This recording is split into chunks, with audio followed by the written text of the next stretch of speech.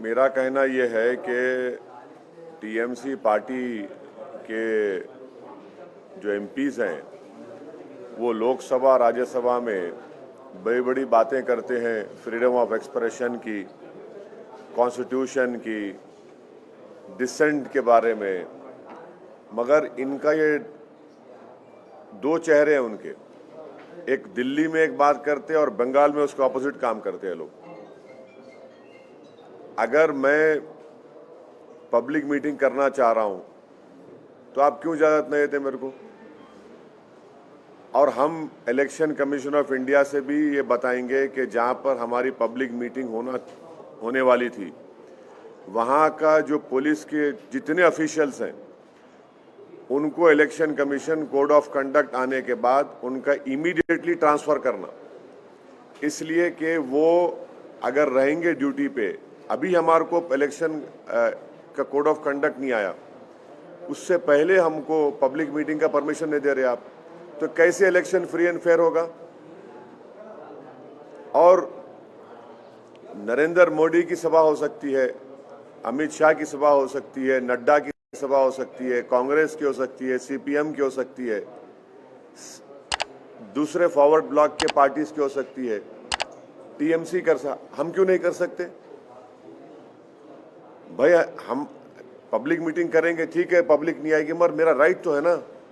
तो इससे साफ जाहिर हो गया कि ये जो सेकुलर लिबरल किस्म के जो लोग हैं जो टीएमसी के ताल्लुक से दिल्ली में इन एमपीज की स्पीच सुनकर बड़ा थालियां मारते हैं, उनको सोचना पड़ेगा। भाई लोकसभा में तो आप बड़ा, राज्यसभा में बड़ा बोलते हैं dissent, freedom of expression, Tagore को कोट करते आप, और आपकी सरकार तो वेस्ट बंगाल में हमको एक पब्लिक मीटिंग का परमिशन नहीं थी। पूरा एप्लीकेशंस इन ऑर्डर थे, आप नहीं देते। तो इससे साफ जाहिर हो रहा कि इनका ये डबल स्पीक है, ये इनकी हिपोक्रेसी है। यकीनन हम टीएमसी, बीजेपी, सीपीएम, कांग्रेस सबके खिलाफ बोलेंगे हम। और ये पार्टीज ये नहीं समझ रही है कि मुस्लिम माइनॉरिटी में, खास तौर से यूथ में एक चर्निंग है, एक डिजायर है कि हमारा पॉलिटिकल रेलेवेंस हो, हमारी एक पॉलिटिकल लीडरशिप बने, जो हमारे डेमोक्रेसी के लिए बहुत अच्छा है। हमारी डेमोक्रेसी मजबूत होगी अगर यूथ आकर डेमोक्रेसी में पार्टिसिपेट करेगा, तो उसके लिए बहुत अच्छा होगा। ये अनफॉर्चुनेट है कि टीएमसी गवर्नमेंट हमारे को परमिशन नहीं दे रही है, बड़ा अनफॉर्चुनेट है ये। इलेक्शन हम जीतेंगे, हारेंगे, आप जीतेंगे तो लगा हुआ है, मगर हमारा व्यू पॉइंट रखने के आप हमारे को नहीं दे रहे इजाजत। ये कौन सी डेमोक्रेसी की फिर बात कर रहे हैं आप? हमको तो मौका मिलना चाहिए ना हमारी बात रखने का। मैं गुजरात में जाकर Narendra Modi, prime minister, Amit Shah, BJP आर के खिलाफ बोल सकता हूं, तो बंगाल में नहीं जा सकता मैं? नहीं, सवाल देखिए, वो सवाल वो नहीं है, लार्जर क्वेश्चन रेस कर रहा हूं मैं। लार्जर क्वेश्चन ये है कि डेमोक्रेसी में मुझे अपनी बात रखने का पूरा इख्तियार हासिल है, संविधान मेरे को दिया है। आप कैसा रोकेंगे उसको? किस बात पे रोकेंगे मेरे को आप? हमारा हर एप्लीकेशन, हर चीज उनको हम लिख कर दिए, पूरा इन ऑर्डर है, आप देते नहीं परमिशन। फिर टीएमसी क्यों रोती दिल्ली को आकर? फिर टीएमसी को रोने की क्या जरूरत है? फिर हमारे को मौका दीजिए, हमारे को परमिशन दीजिए। और वो पुलिस ऑफिसर्स अगर रहेंगे इलेक्शन कैंपेन के दौरान में, तो वो तो फ्री एंड फेयर नहीं रहेंगे। सर, आपका जो गठबंधन की बातचीत चल रही थी, उसमें तमाम तरह के हर्डल्स आ गए। क्या आपको लगता है कि आपके जो अपोनेंट हैं उनकी साजिश है? देखिए, अब्बास सिद्दीकी साहब, जिनकी मैं बड़ी इज्जत करता हूं और करता रहूंगा, वो हैदराबाद को आए थे, अपने भाई नौशाद के साथ मेरे से मुलाकात किए। पीरजादा अब्बास सिद्दीकी साहब पीरजादा हैं एक बड़ी दरसगाह के, फुरफुर शरीफ के। फिर मैं जाकर फुरफुर शरीफ में वहाँ पर पीरजादा अब्बास सिद्दीकी साहब से, उनके भाई नौशाद साहब से मिला हूँ। वो बड़ी मोहब्बत से मुझसे पेश आए। मेरा जो बातचीत हुई वो अब्बास सिद्दीकी साहब के साथ हुई है। अब अब्बास सिद्दीकी साहब के भाई जो पार्टी के चेयरमैन हैं, उनकी पार्टी क्या फैसला लेगी ये मैं उसके बारे में नहीं बोल सकता हूं, मगर मेरी इज्जत जो अब्बास सिद्दीकी साहब के साथ है वो बराबर रहेगी। और उन्होंने कल एक स्टेटमेंट भी दिया है कि उनकी जो रिलीजियस जो ऑर्गेनाइजेशन है वो एमआईएम पार्टी का सपोर्ट करेगी। सर क्या उसमें क्लैरिटी चाहिए सर, कंफ्यूजन है। एक तरफ आप बोल रहे हैं आपकी बात अब्बास सिद्दीकी के साथ चल रही है, दूसरी तरफ नौशाद साहब उनकी पार्टी अलग है, तो एक क्लैरिटी चाहिए कि क्या अब्बास सिद्दीकी साहब ने आपको प्रॉमिस किया है कि जो आप लड़ेंगे आपके साथ आपको सीट देंगे, कल उनका दोनों का टाई अप होगा? नहीं, कल का जो उनका स्टेटमेंट है जो पब्लिकली अवेलेबल है, जिसमें पीरजादा अब्बास सिद्दीकी साहब ये बोले हैं कि एमआईएम पार्टी का वो सपोर्ट करेंगे, वो उनके लोगों को भी बोलेंगे, वो ऑन रिकॉर्ड उस बात को कहे हैं। अब आगे क्या होता है तो ठहरिए, देखिए क्या होता है, देखते हैं। तो आपको क्या डर है कि जो सीपीएम कांग्रेस के साथ बातचीत उनकी चल रही है तो कहीं एक बात सुनिए, कहाँ है वोट कांग्रेस का सीपीएम का? अगर कांग्रेस का सीपीएम का वोट होता तो बीजेपी 18 पार्लियामेंट सीट जीत पाती। सीपीएम कांग्रेस का वोट कहाँ है? ये तो पूरा भाग गया है बीजेपी में। और अगर ये अच्छे होते तो बीजेपी जीतती थी वहां पर। तो जहां पर टीएमसी रिस्पॉन्सिबल है बीजेपी के विरोध के लिए, वहीं पर कांग्रेस सीपीएम भी रिस्पॉन्सिबल है। और कांग्रेस पार्टी का तो माशाल्लाह आप देख लिए गुजरात में क्या हुआ, कुछ नहीं रहा। सियासत की जमीन तो साफ हो गई तो इसलिए पानी में कूद जा रहे हैं। नहीं, मैं किसी का नाम नहीं ले रहा हूं भाई। सियासत की जमीन जब साफ हो जाती है तो जमीन मिल नहीं रही आपको, तो आप पानी में कूद जा रहे हैं। कूदिए पानी में, डूबेंगे वहां भी, यहां भी डूब गए जमीन पे, पानी में भी डूबेंगे आप। वो ठीक है, वो क्या क्या करते कर लीजिए, उनका जाती फेल है। मगर कांग्रेस का कहाँ है? कांग्रेस का वोट कहाँ है भाई? अहमदाबाद जैसी सरजमीन पर सिर्फ 20 दिन के कैंपेन में हम लोग 7 सीट जीतते हैं, और जो 15 सीट हारे वहां पर सब्सटेंशियल नंबर ऑफ वोट्स हम लोग लिए। वो तमाम के तमाम लोग बोलते कांग्रेस का बड़ा गढ़ है। हम बोले ठीक है, हम गढ़ में जाके हम लड़ते, हर एक के गढ़ में जाते हैं। हम दंगल में गए, जीते वहां पर।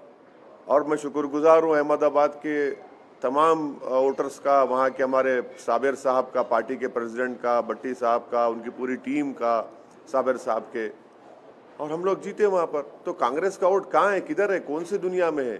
कहाँ है कांग्रेस का वोटर? सीपीएम लेफ्ट फ्रंट कहाँ है? किधर है? अब खाली सीपीएम का रेलेवेंट है, वो केरला में है, वो मानते उस बात को, और हो सकता है कि वहां पर टफ मुकाबला देंगे वो। मगर दूसरी जगह कहाँ है सीपीएम? है कोशिश कर रहे हैं ना सर, सीपीएम कांग्रेस अब्बास सिद्दीकी के साथ बात कर रहे हैं। अब वो देखिए, अब मैं अब्बास सिद्दीकी साहब की इज्जत करता हूं और करता रहूंगा। उनका स्टेटमेंट भी कल का अवेलेबल है।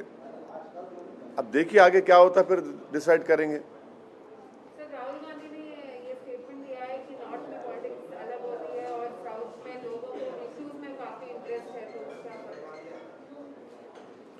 देखिए मैडम, ये जो है ना, ये उनका स्टेटमेंट है, उनसे पूछिए आप।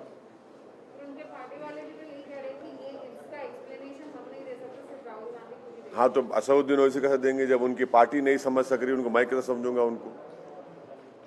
भाई उनकी पार्टी में रहने वाले उसका एक्सप्लेनेशन नहीं दे रहे तो क्या ओवैसी देगा?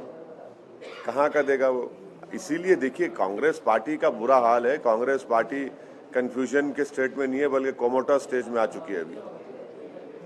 तो ना फिर आप अमित शाह को क्यों दे रहे परमिशन? फिर बीजेपी को क्यों दे रहे? हमको भी दो परमिशन। आप परमिशन नहीं देने क्यों नहीं दे रहे? आप, मेरे को अपनी बात रखने का हक, इख्तियार हासिल है। बीजेपी को भी आप परमिशन नहीं, एक बात सुनिए, अगर मैं अपनी बात नहीं रख सकता हूँ डेमोक्रेसी में, मेरे को इख्तियार हासिल है, मैं अपोज करूंगा, सबको अपोज करूंगा। मैं टीएमसी को करूंगा, बीजेपी को करूंगा, सीपीएम को करूंगा, कांग्रेस को करूंगा। I will definitely go, but the question that has been asked to me is about the not giving of permission to MIM party to hold a public meeting in Mitya Burj. मतलब sir यही reason बता जरा, आप BJP को proxy काम कर रहे हैं इसलिए आपको रैलीज नहीं, मतलब ये जब गोधरा हो रहा था, ममता बनर्जी कहाँ बैठे थे? जब गुजरात में फसाद हुआ, ममता बनर्जी कहाँ बैठे थे? 18 सीट लोकसभा बीजेपी जीती, मैं लड़ा भी नहीं, मैं जिम्मेदार हूं।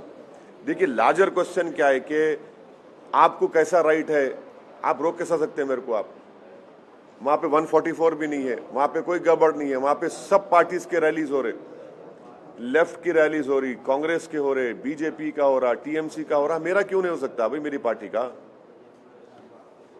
बीजेपी को आज परमिशन नहीं मिली है रैली करने की, और वो लोग कह रहे हैं कि वो कोर्ट जाएंगे। खैर वो बीजेपी की तरफ से बोलेंगे, मैं कैसे बोलूंगा?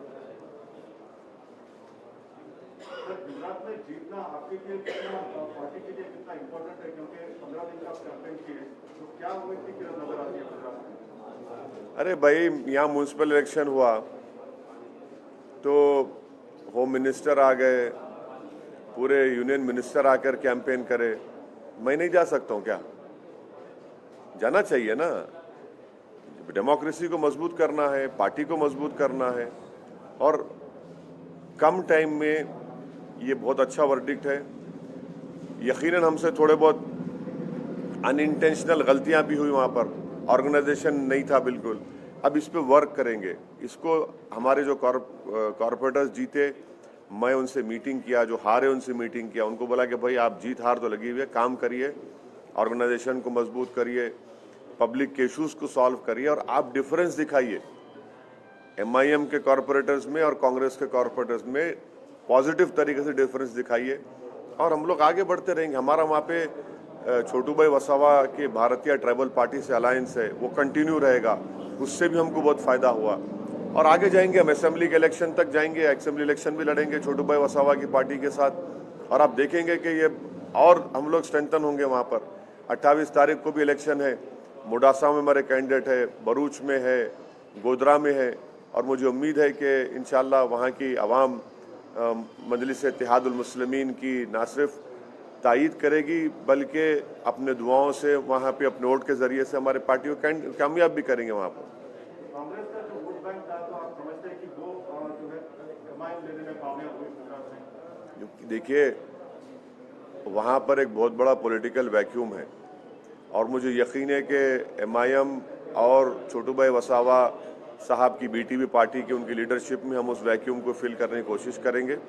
ये एक बहुत बड़ा चैलेंज भी है, मगर हमारा प्राइमरी पॉलिटिकल ऑब्जेक्टिव भी है कि उस पॉलिटिकल वैक्यूम को हम फिल करेंगे और आगे बढ़ेंगे। राहुल गांधी ने पिछले दिनों एक स्टेटमेंट दिया था, नॉर्थ साइड जो है कि साउथ के लोग ज़्यादा पॉलिटिकली जो है एक्टिव है नॉर्थ का, स्टेटमेंट को आप कैसे देखते हैं? नहीं, अमेठी हार गए तो गम है, शायद उनको तकलीफ है, पेट में दर्द अभी भी है कि खानदानी विरासत में जो चीज़ मिली वो उनके हाथ से निकल गई, तो शायद वो बेचारे दिल की बात जबान पे आ ही गई। अगर वो जीत जाते तो शायद ये बात नहीं करते। अब हमको आप बोलते कि हम डिवाइसिव हैं, हम लड़ाते भाषण के जरिए से, अब आप लोग तो पूरे खामोश बैठे हैं। ये जनियाधारों की कॉन्स्पिरेसी है कि उनमें से कोई बोले तो सब खामोश, और हम बोले तो आसमान सर पे उठा लेते आप। ये तो ठीक नहीं है साहब। जाएंगे मैडम, बंगाल बराबर जाएंगे, वहाँ पर लड़ेंगे, मुकाबला करेंगे। हमारी टीम वहाँ पर काम कर रही है और अच्छी तरीके से ग्राउंड पर काम कर रही है। और देखिए आगे हम बढ़ते हैं, कैंडिडेट्स की जो कॉन्स्टिट्यूंसीज भी आइडेंटिफाई करें, वो एक लिस्ट हम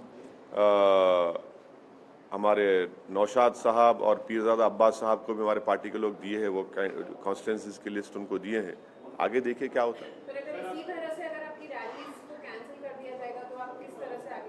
महाराष्ट्र में वैसी कर रहे थे गलती कांग्रेस पार्टी। इसी सवाल में पूछना है सर, क्या कोई लीगल बात अपनाएंगे, कुछ इस तरह से आपको अगर रोका जा रहा है तो आप कौन सा रास्ता? नहीं, देखिए हम तो जहां एप्लीकेशन दे रहे वहाँ के पुलिस के ऑफिशियल से हम अर्नेस्ट रिक्वेस्ट कर रहे कि आप प्लीज़ हमको मौका दीजिए, क्योंकि जब कोड ऑफ कंडक्ट आ जाएगा, आपका ये हमारा एप्लीकेशन एक्सेप्ट नहीं करना और एक्सेप्ट करके परमिशन नहीं देना without any valid legal reason, we will definitely, you are compelling us to make an application to Election Commission of India that such and such police officer being at that post if he is there during election, the elections will not be free and fair, and that will be, we don't want that to happen. We want the local police administration to give us permission, because if you are not giving us permission, how can the election be free and fair? That is for the election commission to look into. कुछ वजह नहीं, खाली pillar to post फिराते हमारे को, वहाँ चले जाइए, आपका परमिशन हो गया, उधर जाइए। हम बोले भाई कागज तो दे दो हमारे को, अच्छा रिजेक्ट कर दो, आप नहीं दिए सो, वो भी नहीं करते। हम कल स्पीकर्स लगा रहे थे वेन्यू पर, आके पुलिस रुका दी, लेके चले गए।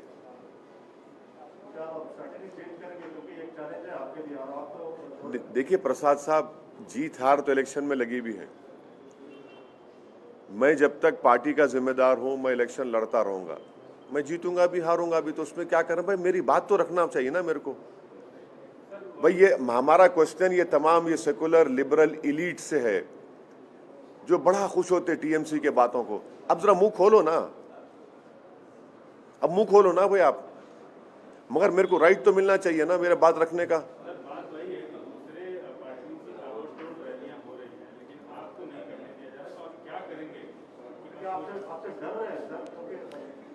अरे भाई डर रहे हैं या नहीं डर रहे हैं, सवाल वो नहीं है। सवाल ये है कि क्या ये डेमोक्रेसी के लिए अच्छा है? क्या हमेशा कोई पावर में रहने वाला है क्या? महाराष्ट्र में ऐसे ही कांग्रेस करती थी मेरे को, यूपी में भी अखिलेश यादव ऐसा ही करते थे मेरे को। आज कहाँ है महाराष्ट्र में कांग्रेस? नंबर 1 की पार्टी नंबर 3 हो गई। नंबर 1 की पार्टी थी महाराष्ट्र में, नंबर 3 हो गई आज। अखिलेश यादव ऐसे ही करते थे। हम जब 1 महीना पहले आजमगढ़ गया मैं, तो उसी टाइम पे मैं और अखिलेश यादव एक ही वक्त पे लैंड किए। तो ये ठीक नहीं है ना। देखिए, what goes around comes around, power is not eternal. कोई ये नहीं बोल सकता कि मैं 100 साल तक प्रधानमंत्री रहूंगा या मुख्यमंत्री रहूंगा। सबको जाना है इस दिन। जनता है, जनता बादशाह है। बड़े बड़ों को मट्ठी चका दी जनता, इंदिरा गांधी को निकाल दी, राजीव गांधी को निकाल दी। ये जनता बड़े बड़े अटल बिहारी वाजपेयी को हरा दी। तो ये समझना चाहिए, ये डेमोक्रेसी में अगर ये लग रहा है कि कोई अपने स्टेट के पावर से या अपने एग्जीक्यूटिव पावर से सबको नहीं दबा सकते आप, नहीं दबा सकते आप। ये कहीं ना कहीं गिरेंगे वो लोग। ऑर्गेनाइजेशन स्ट्रेंथ, पब्लिक में रैपो, पब्लिक में पॉपुलैरिटी बहुत अच्छा है। ये इनर मोस्ट डिजायर है बंगाल में, स्पेशली मुस्लिम माइनॉरिटी में, यूथ में, कि हमारी आवाज़, हमारी पहचान, हमारी ताकत दिखना है। क्योंकि वो देख चुके हैं कि सीपीए लेफ्ट फ्रंट का 25 साल का उनका टेन्योर था, कुछ नहीं करे। टीएमसी भी है, उससे पहले कांग्रेस भी थी। तो वो लोग एक वायबल पॉलिटिकल अल्टरनेटिव देख रहे हैं। क्योंकि 18 सीट जब बीजेपी जीती, ये सब दिख रहा उनको कि भाई फिर हमारे वोट की वैल्यू क्या है। और फिर सोशो एजुकेशनल इकोनॉमिक स्टेटस जो मुस्लिम माइनॉरिटी का है, उस पर भी उनको तकलीफ है। तो ये समझ नहीं पा रहे हैं लोग। सीपीएम लेफ्ट का, कांग्रेस का तो कहाँ है वोट, कहाँ है उनका, किधर है वोट उनका? उनका वोट है ही नहीं। एक खंडेर खड़ा है जो देख के वो सोचे हाँ एक जमाने बड़ी आलीशान इमारत थी। वही हाल है उनका, सीपीएम का, कांग्रेस का वहां पर।